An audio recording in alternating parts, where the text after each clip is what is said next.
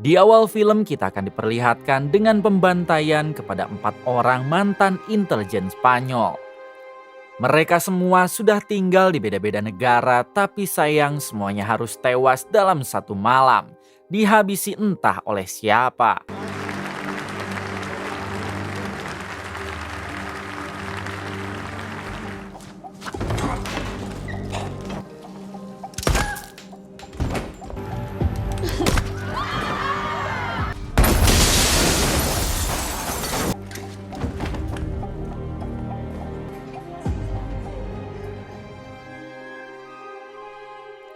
Keesokan harinya adegan berpindah ke markas besar intelijen Spanyol. Di sini kita akan diperkenalkan dengan ketua intelijen bernama Nena yang sedang membahas tentang pembunuhan serentak ke-4 orang mantan anak buahnya semalam. Nena yakin kalau pembunuhan itu ada kaitannya dengan misi para anggota intelijen tersebut saat 30 tahun lalu. Misi itu disebut dengan Operasi Naga yang menewaskan bos besar mafia Kolombia dan juga banyak warga sipil yang menjadi korban. Untuk mencegah kepanikan publik, Nena sengaja memberi kabar kalau para mantan anak buahnya tewas karena serangan teroris. Namun untuk mengungkap kasus itu lebih detail, Nena terpaksa harus menyusul agen terbaiknya ke pedesaan. Karena sekarang ia sedang mengambil cuti dan berlibur di rumah orang tuanya di desa. ¿Qué vas a hacer? Pues lo único que puedo hacer. Selang beberapa saat, kita akan diperkenalkan dengan agen terbaik yang Nena maksud dan kini sedang berada di rumah ibunya di desa. Diberitahu kalau agen ini bernama Tiago, sedangkan nama samarannya adalah Agen Zeta. Tak lama Tiago melihat ada helikopter yang mendarat di halaman rumah dan ketika dicek ternyata itu adalah Nena serta tangan kanannya. Tiago menyambut Nena dengan baik, lalu ia pun mengajak Nena dan tangan kanannya mengobrol di dalam rumah. No has encendido la televisión hoy, ¿verdad? Hablamos de aquí a 6 meses. Ahora vengo. Saat di dalam rumah, Nena menjelaskan kalau kedatangannya ke sana untuk memberi misi dadakan kepada Tiago, yaitu mengungkap dalang di balik pembunuhan ke-4 mantan intelijennya. Awalnya Tiago menolak karena sekarang masih dalam libur cuti. Ditambah Tiago belum bisa meninggalkan ibunya yang sedang sakit di rumah sendirian. Nena lanjut menjelaskan kalau sebenarnya mantan anggota intelijen Nena ada 5 orang bukan 4. Namun yang satunya masih bersembunyi dan cepat atau lambat dia pasti menjadi target para pembunuh juga. Orang yang Nena maksud bernama Ancares yang tak lain ayah kandung Tiago.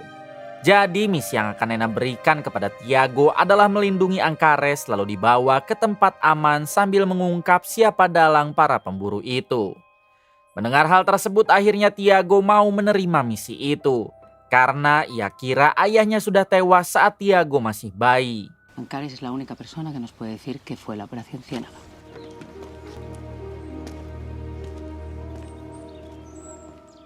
Setelah itu Tiago meminta izin kepada sang ibu untuk pergi menjalankan misi. Tiago meminta maaf dan berjanji akan cepat kembali jika misinya sudah selesai. Tiago juga sudah menyewa pembantu yang akan merawat sang ibu selama Tiago di luar. Selanjutnya Tiago ikut dengan Nena naik ke dalam helikopter untuk dibawa ke tempat terakhir Ancares ayahnya berada.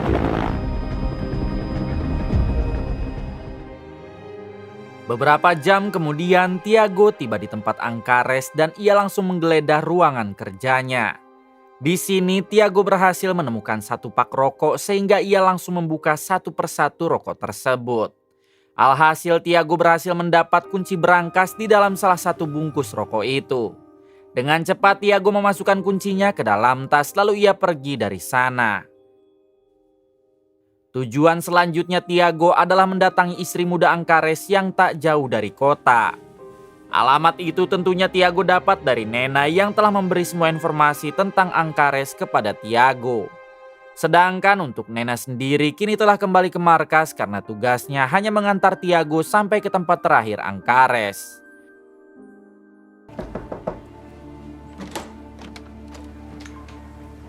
Your mom. Pasa. Gracias. Setibanya di sana, Tiago meminta izin masuk untuk bertanya di mana keberadaan Ancares sekarang. Si istri muda malah menangis lalu menjawab kalau sudah 1 bulan ini Ancares tidak pernah pulang. Tiago pun mengatakan kalau dirinya adalah intelijen yang diutus untuk melindungi Ancares. Oleh sebab itulah Tiago meminta izin untuk menggeledah kamar Ancares berharap mendapat jejak untuk menemukannya. Untung saja si istri muda tidak rewel dan membiarkan Tiago menggeledah. Tranquilícese. Ketika di dalam kamar, Tiago menemukan berangkas. Dengan cepat, Tiago membuka berangkas itu menggunakan kunci yang ia temukan sebelumnya. Di sini, Tiago berhasil mendapat sebuah flash disk lalu segera dibuka. Ternyata isi dalam flash disk itu adalah video Ancares yang mengatakan kalau sekarang ada sekelompok pembunuh yang sedang memburu mantan intelijen yang dulu ikut turun dalam operasi naga di Kolombia. Entah siapa pelakunya, namun yang pasti sekarang Ancares sedang bersembunyi di suatu tempat. Selanjutnya Ancares memberikan koordinat rahasia dan untuk siapapun yang melihat video itu bisa mendatangi koordinat tersebut. Setelah itu Tiago pamit pulang lalu hendak memasuki mobil. Namun sebelum masuk ke dalam mobil, Tiago berniat untuk menghubungi dulu Nena dengan tujuan memberi laporan atas penemuannya. Namun ketika Tiago menelepon, tiba-tiba ada seseorang menggunakan motor yang langsung merebut tas berisi data Ancares dari tangan Tiago. Jelas Tiago tidak tinggal diam hingga terjadilah aksi kejar-kejaran.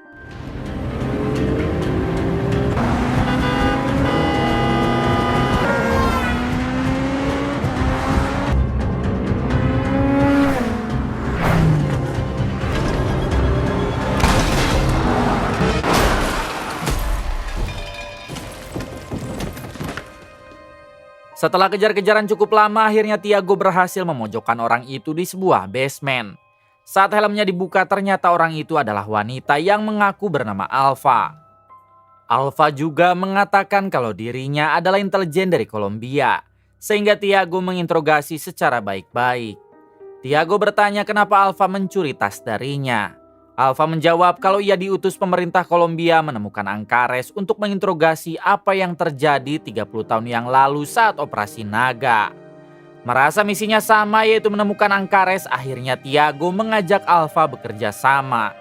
Namun sebelum itu Tiago harus menghubungi dulu Nena untuk meminta izin. A partir de ahora sí. Lo que tú digas. Ketika panggilan tersambung, tak disangka Nena sepakat dengan usulan dari Tiago yaitu gabung bersama Alpha untuk menemukan Ancares. Así que ahora Colombia y España tenemos el mismo objetivo.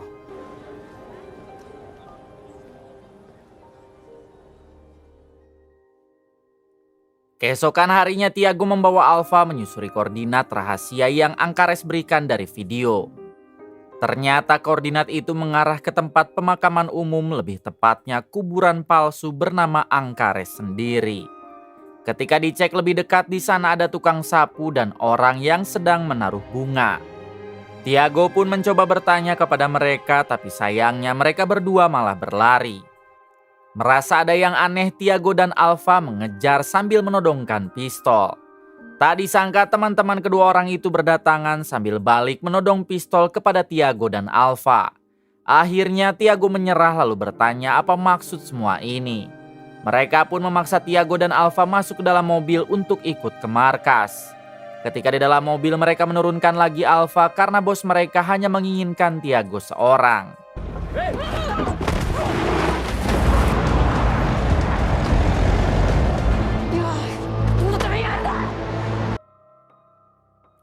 Singkatnya Tiago dibawa ke markas mereka lalu bertemu dengan bosnya yang ternyata adalah Ancares, ayah Tiago sendiri. Ternyata selama ini Ancares bersembunyi di tempat itu dan menyewa jasa preman lokal untuk melindungi dirinya dari serangan musuh. Ketika bertemu Tiago bertanya kenapa selama ini Ancares menelantarkan dirinya dan sang ibu. Sementara Ancares sendiri hidup enak-enak di kota dengan istri muda. Ancares menjawab kalau nanti Tiago juga akan tahu sendiri, yang pasti sekarang tidak ada waktu untuk membahas masalah tersebut. Ancares tahu kalau tujuan Tiago datang ke sana diperintah untuk melindunginya sekaligus menguak siapa dalang para pembunuh itu. Tiago menjawab iya, dan apakah sekarang Ancares bisa menceritakan apa yang terjadi pada operasi naga 30 tahun yang lalu. Akhirnya Ancares mulai bercerita kalau saat itu dirinya yang memimpin operasi tersebut di Kolombia untuk menangkap bos kartel bernama Tirapu. Sebenarnya Tirapu berasal dari Spanyol, namun ia mempunyai banyak bisnis narkoboy di berbagai negara dan yang paling besar di Kolombia. Kala itu Tirapu akan mengadakan pertemuan dengan kartel lain sehingga Ancares dan tim segera mengatur rencana penggerebegan. Akan tetapi sialnya pertemuan Tirapu dan kartel lain berlangsung di acara pesta adat tahunan yang mana banyak sekali warga sipil berkumpul di sana. Idealnya misi itu harus dibatalkan mengingat banyak sekali warga lokal.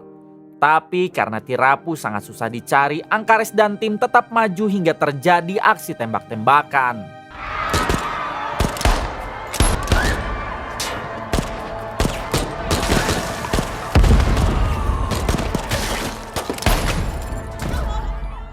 Akibat hal tersebut banyak sekali warga lokal yang menjadi korban, sedangkan Tirapu sendiri untungnya berhasil dihabisi.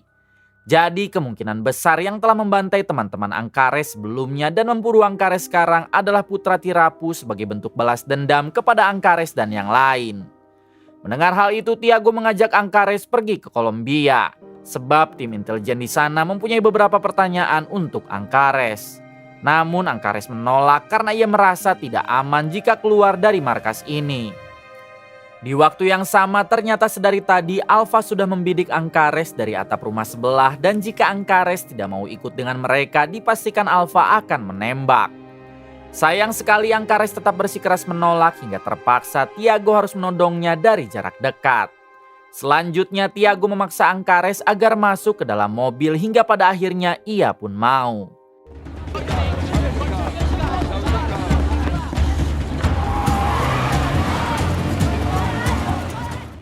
Di balik itu para preman anak buah Ancares menyerang Alpha yang membidik rumah sebelah hingga terjadi aksi tembak-tembakan dan kejar-kejaran.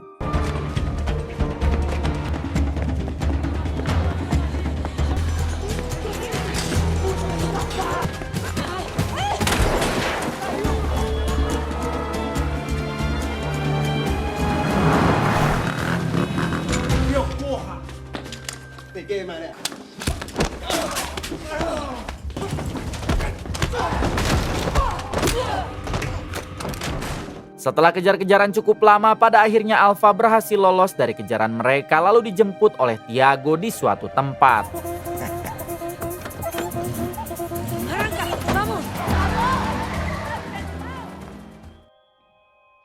Singkat cerita, Tiago dan Alpha berhasil membawa Ancares ke Kolombia, tepatnya di kota Bogota. Terlihat Nena si ketua intelijen Spanyol juga sudah hadir di sana bersama dengan para intelijen Kolombia. Setelah itu Ancares dibawa masuk ke dalam untuk diberi pertanyaan, sedangkan Tiago diperintah menunggu di hotel. Tak lama Ancares dibawa ke suatu ruangan lalu bertemu dengan tim intelijen Kolombia yang diketuai oleh seorang wanita bernama Diana. Ini orangnya. Di sini Diana bertanya apakah Ancares sudah tahu tentang penyerangan kemarin. Karena sepertinya Ancares sudah lebih siap menghadapi para pembunuh ketimbang 4 rekannya yang sudah menjadi korban. Ancares menjawab ya karena 1 bulan lalu informannya memberitahu kalau putra Tirapu yang bernama Esteban kini telah mengetahui kalau pembunuh Tirapu sang ayah dahulu adalah Ancares dan tim. Mulai di sini mereka semua sepakat kalau para pembunuh kemarin adalah Esteban yang merupakan putra Tirapu sang bos kartel. Esteban Furiase, primogénito de Teo Furiase. Alonso. Setelah meeting selesai, Nena mengatakan kalau dirinya berencana akan menangkap Esteban karena jika dia masih hidup pasti akan memburu terus Ancares. Ditambah Nena tak ingin ada sosok kartel lagi sebagai penerus Tirapu. Ancares pun setuju, lalu Nena juga memanggil Tiago dan Alpha lagi untuk membantu menjalankan misi tersebut.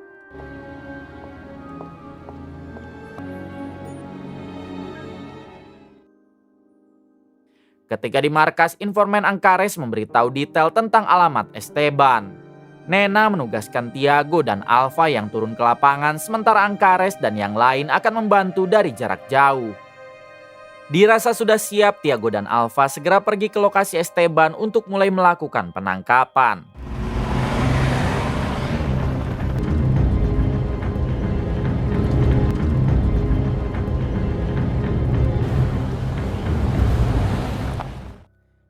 Ketika Alpha dan Tiago sudah tiba di sana, Ancares dan tim langsung mematikan listrik rumah Esteban dari jarak jauh hingga terjadi kondisi menjadi gelap. Kemudian Tiago dan Alpha segera masuk ke dalam dengan menggunakan mode senyap.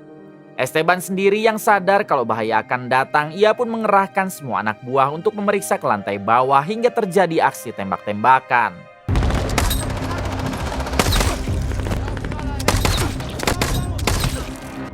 Estáis a 10 minutos.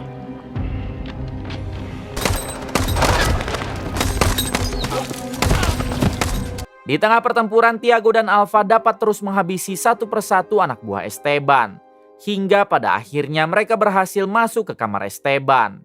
Di sini Tiago berencana untuk menangkap Esteban secara hidup-hidup agar dapat diinterogasi lebih detail. Namun entah kenapa Alpha malah lebih dulu menghabisi Esteban di tempat.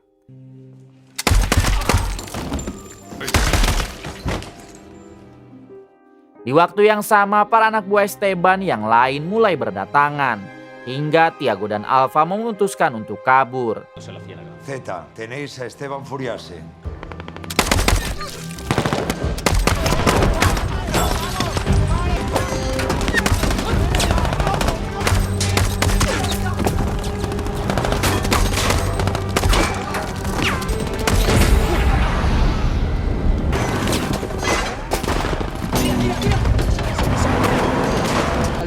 El celular de Furiase.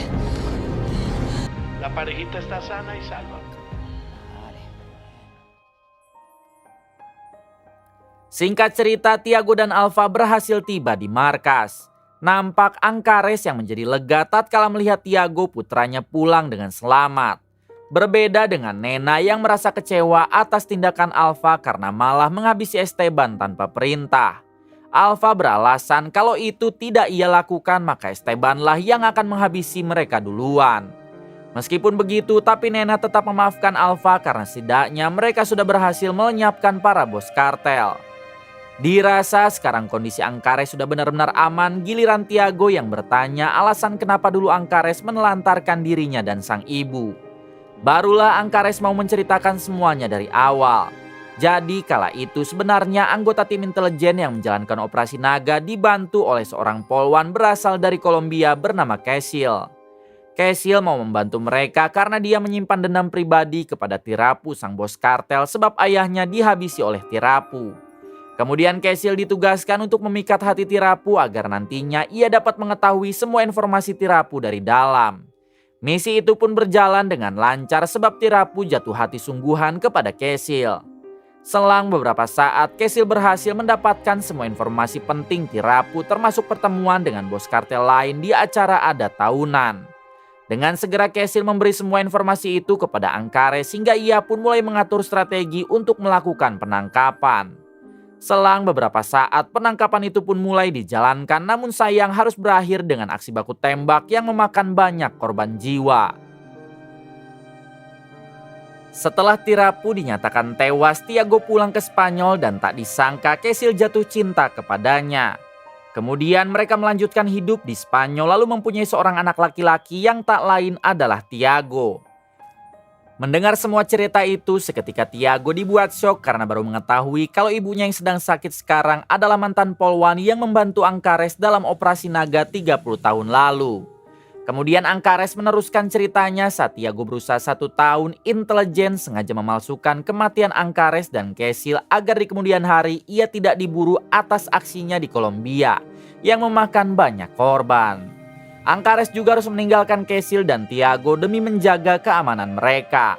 Itulah alasan kenapa Ancares meninggalkan Tiago dan sang ibu saat dirinya masih kecil. Bukan karena tak sayang atau menelantarkan, tapi justru demi mengamankan mereka.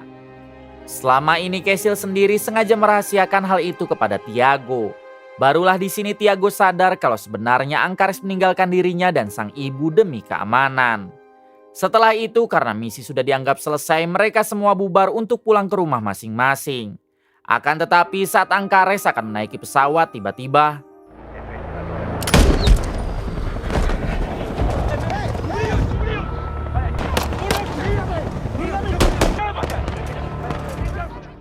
dengan cepat Alpha mengejar penembak itu. Sementara Tiago berusaha menyadarkan ayahnya. Sayang sekali Ancares tidak berhasil diselamatkan. Berpindah kepada Alpha yang kini berhasil memojokkan si penembak. Di sini Alpha malah bertanya apakah si penembak telah berhasil mengetahui di mana lokasi Cecil ibu Tiago sekarang. Si penembak menjawab tidak sehingga Alpha langsung menghabisinya. Ternyata si penembak tersebut adalah orang suruhan Alpha. Bahkan semua rekan-rekan Ancares di awal film dihabisi oleh orang suruhan Alpha, bukan Esteban putra Tirapu.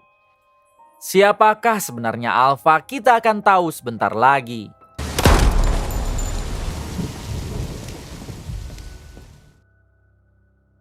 Singkat cerita, Tiago telah pulang ke rumah Cecil sang ibu. Di sini Tiago lebih memilih untuk tidak dulu menanyakan masalah apapun kepada Cecil mengingat ia sedang sakit. Malam harinya Tiago sadar kalau ada penyusup yang masuk ke rumahnya. Ternyata penyusup itu adalah Alpha yang berniat menghabisi Cecil. Namun untungnya Tiago lebih dulu menodong Alpha lalu bertanya siapa Alpha sebenarnya. Akhirnya Alpha mengatakan kalau ia sebenarnya bukan intelijen Kolombia. Alpha adalah dalang yang telah menghabisi Ancares dan 4 orang rekannya di awal film. Sekarang target terakhir Alpha adalah Cecil karena dia ikut terlibat dalam operasi naga 30 tahun lalu. Semua itu Alpha lakukan murni untuk balas dendam. Karena dahulu kedua orang tuanya tewas tertembak akibat Ancares dan Cecil melakukan peperangan dengan Tirapu sang bos kartel. Alpha sudah merancang balas dendam ini selama bertahun-tahun dan kini yang tersisa hanya tinggal Cecil seorang. Mendengar hal tersebut, Tiago berusaha menenangkan Alpha sambil mengatakan kalau sebaiknya ia hentikan rantai balas dendam ini karena sudah terlalu banyak memakan korban. Ditambah Cecil sekarang sudah menjadi wanita tua yang sakit-sakitan, jadi sebaiknya Alpha memaafkannya. Sayang sekali Alpha malah menembak Tiago lalu pergi ke kamar Cecil. Ketika Alpha akan menembak Cecil, beruntung Tiago berhasil bangkit karena tembakan tadi hanya mengenai rompi anti pelurunya. Dengan terpaksa Tiago duluan menembak Alpha daripada dia keburu menembak Cecil ibunya. Hari berikutnya terlihat Cecil yang meminta maaf karena selama ini telah merahasiakan semuanya dari Tiago. Tiago pun sangat mengerti dengan hal tersebut lalu ia meminta Cecil agar tenang karena sekarang semuanya telah selesai. Semua orang yang berniat membalas dendam telah Tiago habisi lalu kemudian film pun tamat. Terima kasih kepada kalian semua yang telah menonton hingga akhir. Semoga kalian semua diberikan kesehatan dan rezeki yang berlimpah. Salam untuk semuanya dari Hampura Film.